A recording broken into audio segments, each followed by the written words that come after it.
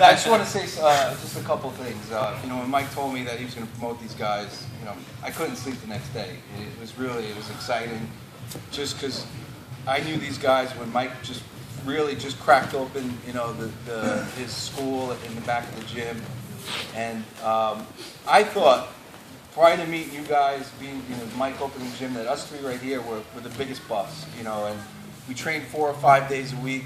We were trucking into the city. We were following Henzo in Middletown on Sundays, and we'd get tapes. We'd look for we'd get pride fights like a month later, and we'd run home and watch it. So we were the biggest buffs, and when I going into when Mike opened the school, and then I met these two, and the guys that started out, and you saw the passion in their eyes. Chez always curious, right from the bat, how does this work? What about this? What if the guy's this? And I'm like, fuck, man, this guy's asking me 1,000 questions. And Carl, it just we clicked right away, and he was you were following. Remember Jeff Munson? We were following him all over the tournament scene, and he's like, "Did you see that neck crank he did?" And actually, I stopped buying tapes, because he was buying them all, and I just wait for him to but he had every fucking tape, out there. And but the one thing I do want to say is, to you guys, this is your example. The dedication, blood, sweat, injuries, and just come in here and work and just learning the art. And is a big milestone for Mike, the academy, and these guys to have the first set of black belts come through. And the brown belts, pretty soon after a couple of years, this thing will be filled up with black belts. And, don't worry about, oh, I did 6 months. Oh, I tapped this guy. I'm going to get my belt.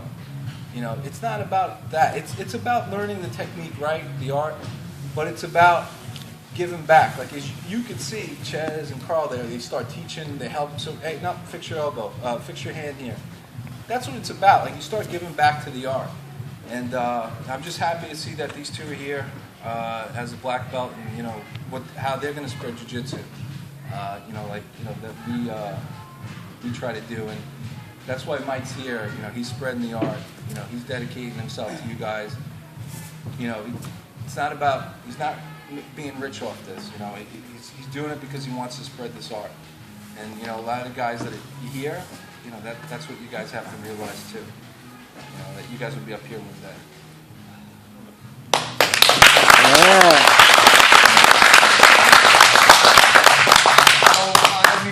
Jerry covered a lot, right? He said a lot.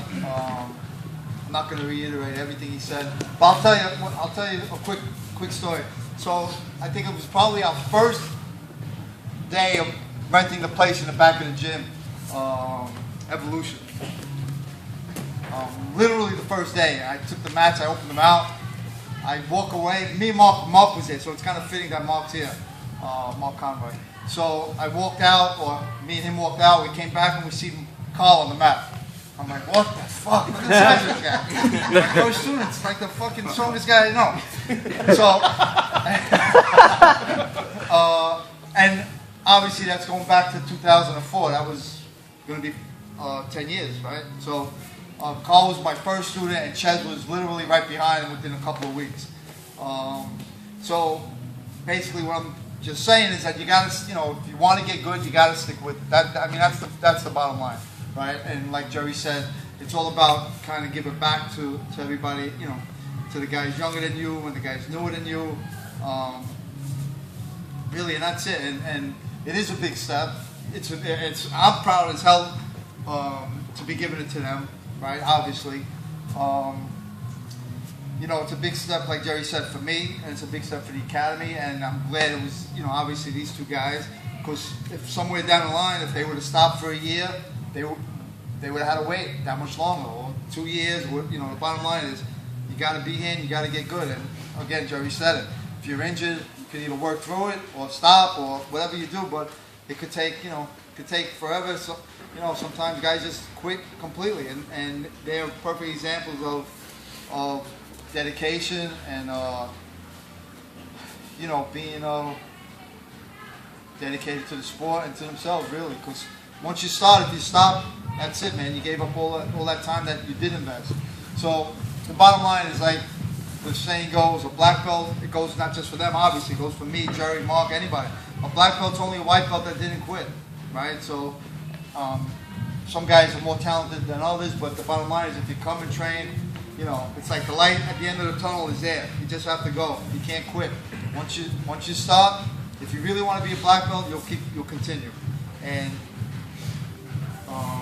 you guys are kind of fortunate that you have guys here that are all decent guys and good guys, and nobody's looking to beat each other up and take your heads off while you're training, right? So again, we'll just give them a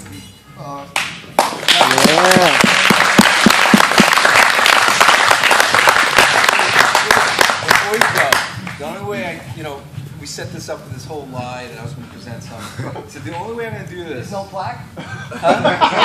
I left it home. Wait, the only way that I do this whole charade and like this whole come here is you guys get put through the gauntlet. All right. Hold on. Yeah. All right, Mike. The guys, we all chipped in. Uh-oh. Got you a Christmas gift. It looks like a bet for Santino.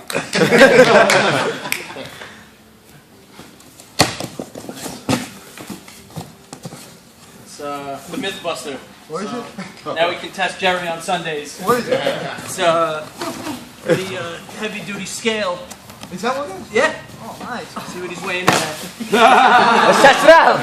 Let's test it out. 170, right, bro? Come on. Granola bar, that's all. Guys, thanks a million. Yeah, you want- Thanks. Yeah.